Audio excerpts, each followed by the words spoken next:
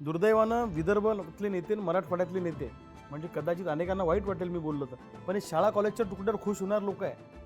पश्चिम महाराष्ट्रामध्ये साखर कारखानदारी अडचणी झाली तर शरद पवार साहेबांच्या नेतृत्वाखाली सगळे पक्ष एकत्रित येतात आणि पंतप्रधानांना भेटायला जातात. साखरेचे भाव कमी करा, जास्त करा, आयात निर्यातीच्या धोरणात बदल करा, कारखाने टिकले पाहिजे, त्यांना पॅकेजेस देतात कारखान्यांना मोठमोठे. मग कारखान्यांना पॅकेज देताना सरकारच्या तिजोरीत ठणठणात नसतो का? पण सर्वपक्षीय नेते एकत्र येतात प्रश्नासाठी. दुर्दैवानं विदर्भ मराठवाड्यातले नेते एका ठिकाणी येत नाही, प्रेशर तयार करत नाही. आणि यांना काही एक शाळा देऊन टाकली, एक कॉलेजचा तुकडा दिला आणि ते गुवाहाटीला नेऊन असे 50-50 कोटी रुपये दिल्यावर एक कशाला काय बोलतील? माझं स्पष्ट म्हणणं आहे की विदर्भ मराठवाड्यातल्या ज्या ज्या भागात दुष्काळ पडला सगळ्या नेत्यांनी एका ठिकाणी आलं पाहिजे आणि केंद्राकडे गेलं पाहिजे आणि त्यांना सांगितलं पाहिजे आम्हाला मदत द्या. राज्याच्या सरकारमध्ये जाऊन बसलं पाहिजे.